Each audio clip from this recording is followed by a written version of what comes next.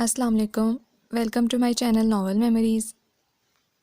Listeners, آج میں ایک شارٹ ناول ریڈ کرنے جا رہی ہوں جس کا ٹائٹل ہے تحفہ، اور اس کی رائٹر ہے نفیسہ سعید۔ چلیں سٹارٹ کرتے ہیں۔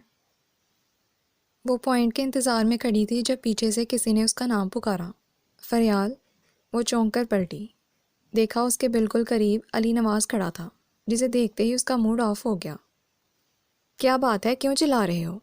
نہ چاہتے ہوئے بھی فریال کا لہجہ تیز ہو گیا۔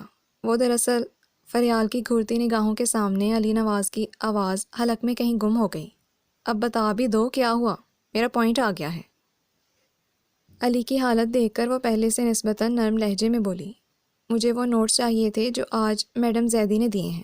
فریال کو محسوس ہوا جیسے وہ جھوٹ بول رہا ہے، مگر یہ وقت بحث کا نہ تھا، اس لیے بیگ سے نوٹس نکال کر خاموشی سے اس کی جانب بڑھاتے ہوئے بولی، رکھ لو، کاپی کروا لینا، میں کل واپس لے لوں گی۔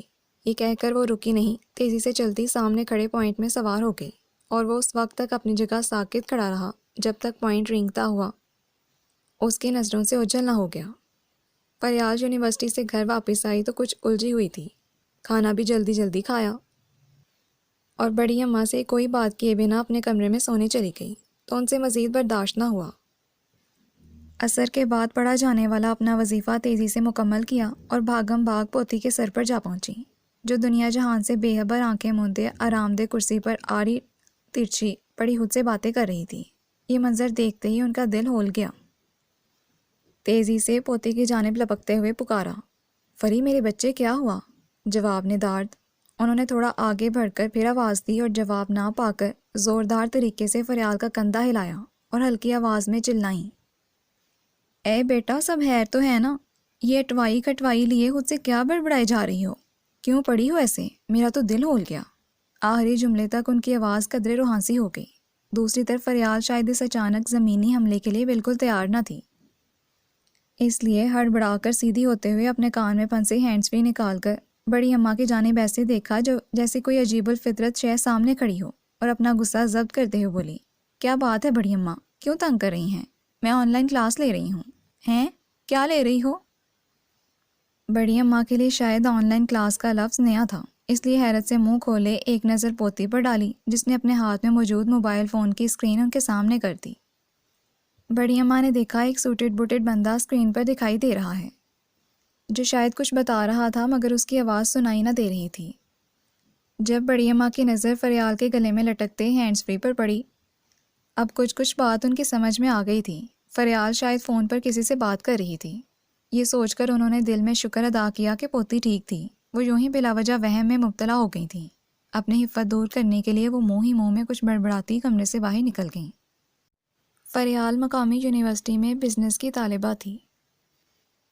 اس کے یونیورسٹی کے پہلے 2 سال تو بہت سکون سے گزر گئے، لیکن تیسرا سال شروع ہوئے چند ہی دن ہوئے تھے کہ گاؤں سے پڑھائی کے لیے شہر آنے والا علی نواز اس کے لیے ایک اذیت بن گیا، اور اس کی عجیب و غریب حرکات فریال کو پریشان کرنے لگیں۔ وہ جو ہمیشہ اپنے کام سے کام رکھنے والی لڑکی تھی، جلد ہی علی نواز سے زچ ہونے لگی۔ اس کا کینٹین جانا بھی محال ہو گیا کیونکہ اس کے پیچھے ہی علی نواز بھی کینٹین آ جاتا اور خاموشی سے اس کا بل ادا کر دیتا۔ ایسے میں کوئی شور شرابہ کر کے وہ دوسروں کو اپنی جانب متوجہ نہ کرنا چاہتی تھی،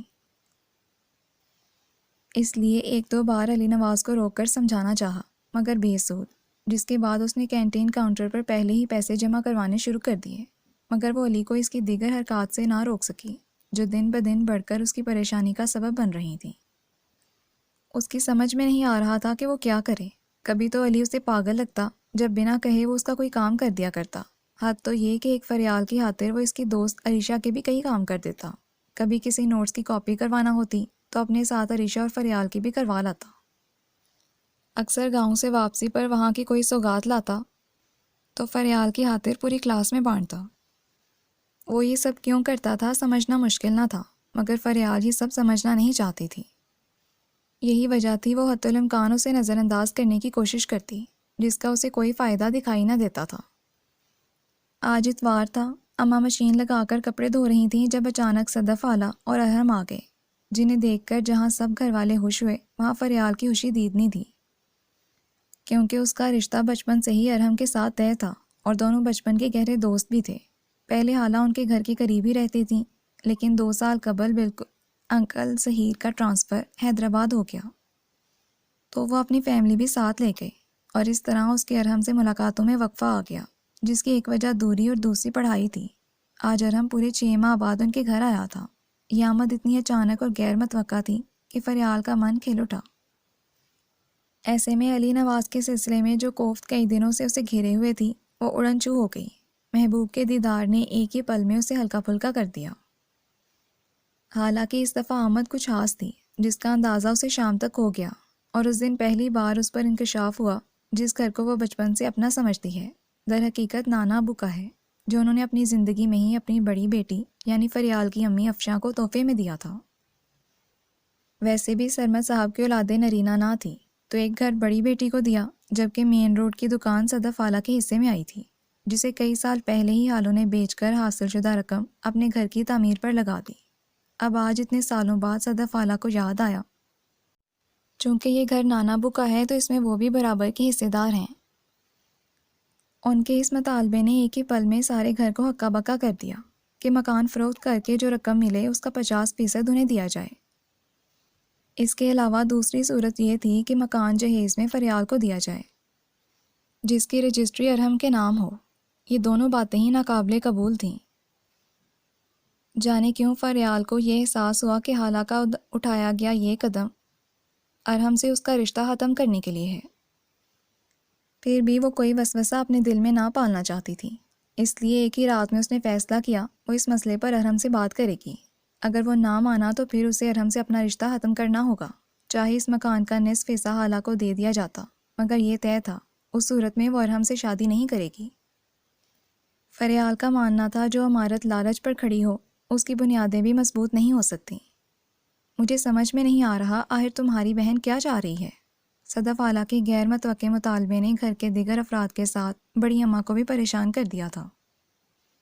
یہی وجہ تھی جو ہی حالہ اور ارحم سونے کے لیے مہمان آنے گئے، اماں فوراً افشا کے پاس آن بیٹھیں۔ میری تو خود سمجھ میں نہیں آ رہا آخر 22 سال بعد ایسا کیا ہوا جو صدف خالہ نے ایک مکان کی خاطر آنکھیں ماتھے پر رکھ لیں۔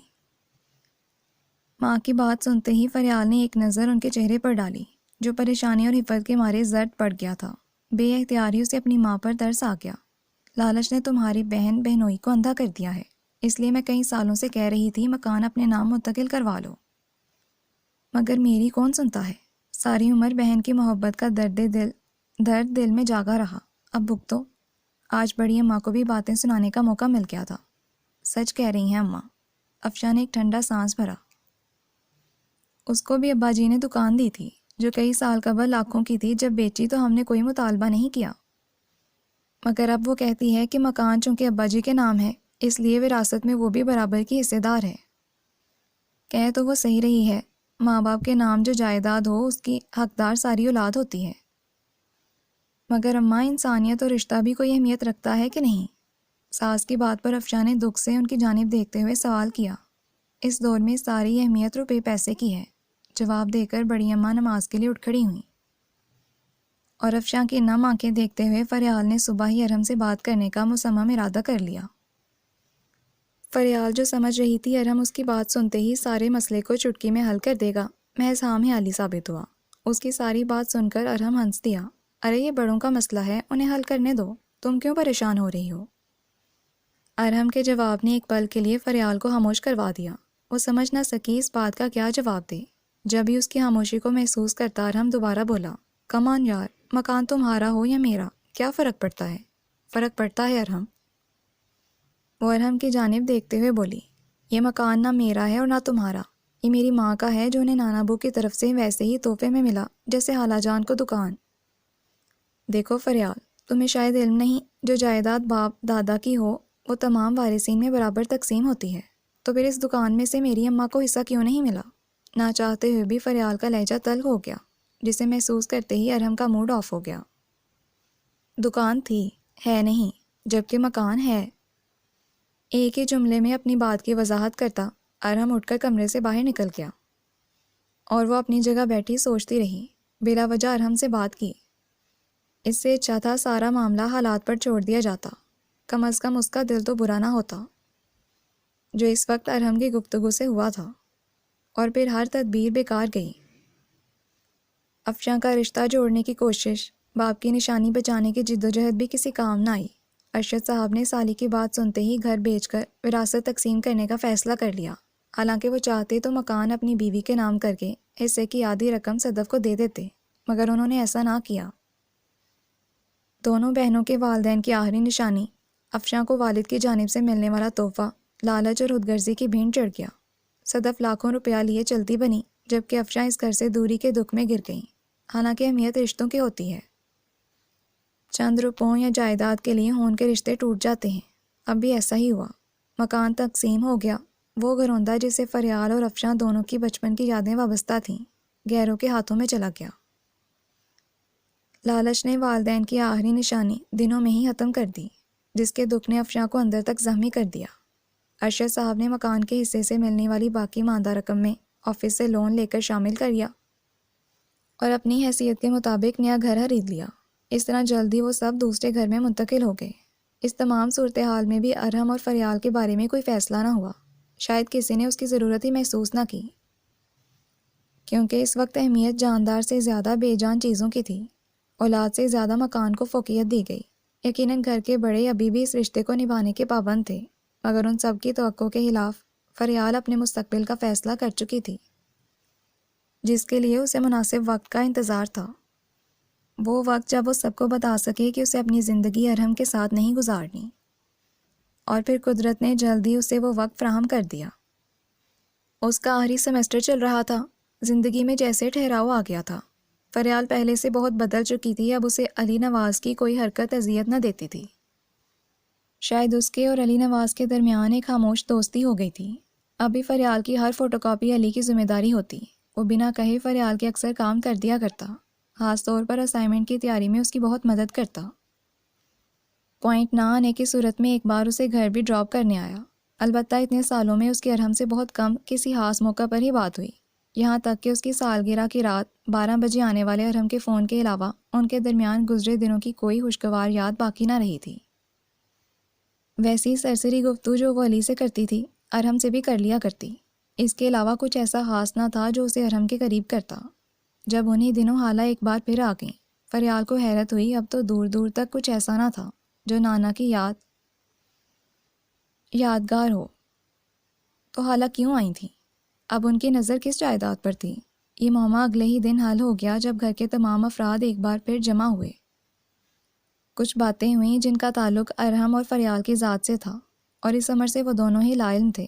جن کے متعلق گفتگو کی جا رہی تھی، حالہ ایک بار پھر اپنی محبت اور جھوٹے آنسوں کے جال میں اپنی بہن کو پھنسا چکی تھیں۔ اس بار وہ ارحم اور فریال کے نکاح کے ارادے سے آئی تھیں، جس کا علم فریال کو ہوا ضرور، مگر اس نے کوئی واویلا نہ کیا۔ فی الحال وہ خاموشی سے سارا کھیل دیکھ رہی تھی۔ جیسے سارے معاملات سلجھ گئے، اماں اور خالہ کا بہناپا زوروں پر تھا۔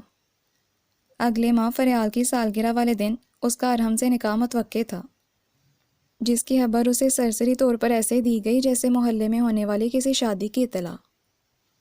اور اس شام جب خالہ نے حیدرآباد واپس جانا تھا، ایک ایسا واقعہ ہو گیا جس نے پورے گھر کو ہلا دیا۔ علی نواز اپنے والدین کے ساتھ فریال کے رشتے کے لیے آیا تھا۔ افشاں کے لیے سب سے زیادہ حیرت کی بات یہ تھی، وہ یہاں فریال کی رضامندی سے آیا تھا۔ فریال علی سے شادی کرنا چاہتی تھی۔ یہ خبر بذات خود ایک دھماکے سے کم نہ تھی۔ علی کے پروپوزل کو بہت تحمل سے سنا گیا اور سوچنے کا وقت لے کر اس کی فیملی کو عزت سے رخصت کیا گیا۔ پھر علی کے واپس جاتے ہی اسے ہنگامی طور پر بڑے کمرے میں طلب کر لیا گیا، جہاں لال بھبوکا چہرہ لیے خالہ کچھ بول رہی تھیں۔ فریال کو اندر آتا دیکھ کر وہ فوراً خاموش ہو گئیں۔ فریال نے دیکھا بڑی اماں پرسکون چہرہ لیے اسے دیکھ کر مسکرا رہی ہیں۔ ان کی مانی خیز مسکراہٹ نے فریال کو حوصلہ دیا۔ امی کی جیسے ہی اس پر نظر پڑی، وہ علی کے متعلق جواب طلبی کرتے ہوئے بولیں، تم جانتی ہو تمہارا اور ارحم کا رشتہ بچپن سے طے ہے۔ چونکہ ہمارے ہاں خاندان سے باہر شادی کا رواج نہیں ہے، اس لیے ہم نے فیصلہ کیا ہے کہ جلد از جلد تم دونوں کی شادی کر دی جائے، جس کی وجہ یہ ہے کہ ارحم مزید پڑھنے کے لیے باہر جانا چاہتا ہے۔ اور اب جب سارے مسئلے حل ہو گئے، نکاح کی تاریخ بھی رکھ لی گئی، ایسے میں تمہاری یونیورسٹی سے کسی انجان لڑکے کا رشتہ آنا ہماری سمجھ میں نہیں آیا۔ اگر وہ یہاں تک تمہاری منشا سے آیا ہے تو مجھے بہت دکھ ہوا۔ میری تربیت ایسی نہ تھی کہ افشاں کی بات ادھوری رہ گئی جب فریال نے درمیان میں ٹوک کر مزید بولنے سے روک دیا۔ 1 منٹ امی، پہلے میری بات کا جواب دیں۔ ارم سے میرا رشتہ طے کرنا، وہ بھی مجھ سے پوچھے بنا، میری رضامندی کے خلاف، کیا آپ لوگوں کا یہ عمل درست تھا؟ فریال نے نہایت نرم لہجے میں اپنی بات شروع کی۔ اس دوران اس کے کمرے میں موجود صدف خالہ کو قطع نظر انداز کر دیا تھا۔ لو بھلا، اس میں پوچھنے والی کیا بات تھی؟ سب جانتے ہیں تمہارا اور ارم کا رشتہ بچپن سے طے ہے۔ اب تو شادی کی تاریخ رکھی جا رہی ہے اور ایسے میں تم… افشاں حیرت سے بول رہی تھی جب انہیں فریال نے ایک بار پھر درمیان میں ٹوک دیا۔ میری پیاری اماں، ضروری نہیں ہے بچپن میں جو شے ہمیں پسند ہو اسے تعمر اپنے سر پر سوار کر لیں۔ ویسے بھی پسند وقت کے ساتھ بدل جاتی ہے، خیالات تبدیل ہو جاتے ہیں، انسان بدل جاتے ہیں تو سمجھیں میرے خیالات اور پسند سب کچھ بدل گیا اور اب ارہم کی جگہ علی نواز نے لے لی ہے۔ ویسے بھی میں نہیں چاہتی کل کو میری خاطر آپ لوگوں کو ابا کی حق حلال کی کمائی سے بنائے گئے اس گھر سے ہاتھ دھونا پڑے۔ امید ہے اب آپ میری بات سمجھ گئی ہوں گی۔ اتنا کہہ کر وہ پل بھر کو رکی، ایک نظر حالہ کے چہرے پر ڈالی جو غصے سے سرخ ہو رہا تھا، ہلکا سا مسکرائی اور دوبارہ بولی، اور امی، جب اور جہاں انسان بدلنا شروع ہو وہاں اپنا راستہ تبدیل کر لینا چاہیے کہ یہی بہتر ہوتا ہے۔ ویسے بھی دلوں میں موجود ہرس اور لالچ رشتوں کو کھا جاتا ہے، اور رشتہ کپڑا نہیں ہوتا جنہیں ہم دوبارہ رفو کر کے استعمال کر لیں۔ اب حالہ صدف کی برداشت جواب دے گئی اور وہ تڑک کر بولی، اے بیٹا، اتنا گہرا فلسفہ بولنے کی کیا ضرورت ہے؟ صاف کہو وقت کے ساتھ تمہاری پسند بدل گئی۔ وہ مقام جو کل ارہم کا تھا آج اس لڑکے کو دے دیا جو یہاں رشتہ لے کر آن پہنچا۔ شاباش ہے بھائی، ہم ہی بے وقوف نکلے جو پرانا رشتہ نبھانے ایک بار پھر آ گئے۔ حالہ صدف کی بات سن کر فریال ایک دم ہنس دی، یعنی الٹا چور کوتوال کو ڈانٹے۔ حالہ نے سارا الزام اس پر ڈال کر اپنے ہاتھ اور لباس جھاڑے، بریالزمہ ہو چکی تھی، مگر فریال کو اب کسی کی پرواہ نہ تھی۔ وہ یہ فیصلہ کر چکی تھی اور یہ فیصلہ اٹل تھا۔ ارہم اپنا مقام کھو چکا تھا تو کوئی فرق نہ پڑتا تھا، علی یا کوئی اور۔ فریال کے اس فیصلے کی مخالفت میں صرف ایک ووٹ تھا، اماں کا۔ باقی پاپا اور بڑی اماں اس کی حمایت میں کندھے سے کندھا ملائے کھڑے تھے۔ پھر ڈر کاہے گا؟ ویسے بھی حالہ اگلی صبح غصے سے بھری تمام رشتے توڑ کر حیدرآباد واپس جا چکی تھیں۔ اسی شام علی کے گھر والے اپنا جواب لینے حاضر ہو گئے، جو کچھ دن مہلت کے بعد انہیں اس بات میں مل گیا۔ علی اور فریال کے نکاح کی وہی تاریخ تھی جس پر اس کا ارہم سے نکاح ہونا طے پایا تھا۔ آج اس کی سالگرہ کا دن تھا، جو دیگر تمام سالوں سے زیادہ دل فریب اور خوبصورت تھا۔ سالگرہ کے علاوہ بھی مزید 2 خوشیاں اس کا مقدر بنیں۔ ایک تو علی جیسے مخلص ساتھی کا ساتھ تعمر اس کا نصیب ٹھہرا، جبکہ دوسری خوشی جو بالکل غیر متوقع اور اچانک تھی، ایک ایسی خوشی جس نے فریال کو کئی لمحوں کے لیے گنگ کر دیا۔ اسے یقین کرنا مشکل ہو گیا کہ اللہ یوں بھی مہربان ہوتا ہے۔ حیرت انگیز تھا وہ لمحہ جب نکاح کے بعد علی نواز نے حق مہر کے طور پر اسے وہ مکان تحفے میں دیا جو اس کے نانا کی نشانی تھا، جو اس کی ماں کو ملنے والا ایک قیمتی تحفہ تھا، جو اپنوں کی ہوس کے ہاتھوں ان سے چھن گیا۔ اینٹ اور سیمنٹ سے بنا بے جان گھر ایک ایسے شخص کے ذریعے اس تک واپس آیا جو شاید جانتا تھا دلوں کو تسخیر کس طرح کیا جاتا ہے۔ علی اس کا شریک سفر تھا، اس پر وہ جتنا ناز کرتی کم تھا۔ لسنرز، یہ ناول تو کمپلیٹ ہو گیا ہے۔ نیکسٹ کسی نئے ناول کے ساتھ جلدی ملاقات ہوگی۔ اللہ حافظ۔